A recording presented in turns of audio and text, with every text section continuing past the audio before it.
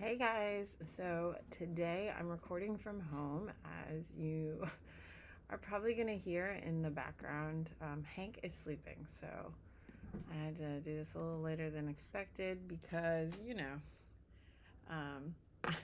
here we are. So today I'm actually going to do what will be our first lecture on APGov federalism for the week. Keep in mind, when we talk about federalism is behind every aspect that our government does, right? I mean, no matter what aspect of government we talk about, it is really the division of how government actually functions, whether it's at the national level or the state level. So when we talk about federalism, it's literally how the government works. So in your notebook, you should start on a fresh page. You need to write week 3 at the top, and your first major heading is going to be federalism. So when we talk about federalism, it's when the state government and the national government work together. And you should write that down. It is when the state government and the national government work together. Okay?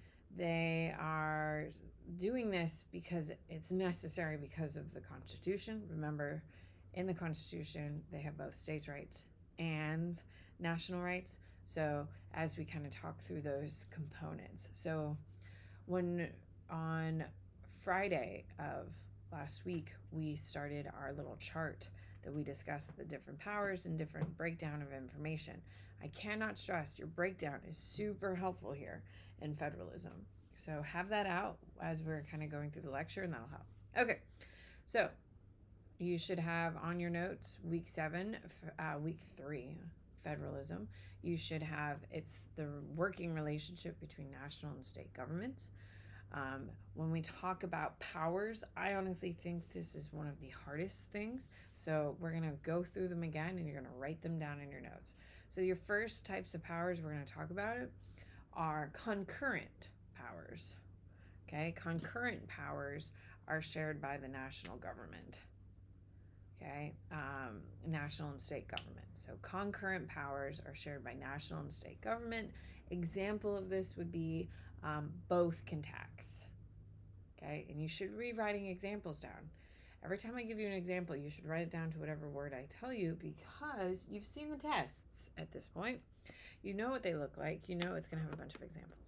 So concurrent is something that both national and state governments have power and authority to do. Okay, now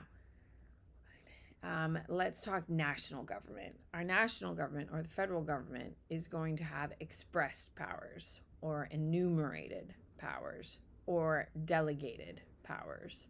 So you need to know expressed, enumerated, or delegated. These are things that they were given specific power to do. For instance, declare war, create an army and a navy, those types of things. Those are expressed. All of those fall under the national government. They're the only ones who have expressed powers or enumerated or delegated powers that we're talking about right now. Now, implied means that it only occurs in the national government, that they have that right because of the necessary and proper clause, that they have the right to do it. For instance, the creation of the Second National Bank that we saw in McCulloch versus Maryland. So for the national government, they have both expressed, enumerated, and delegated. All of those are the same ones.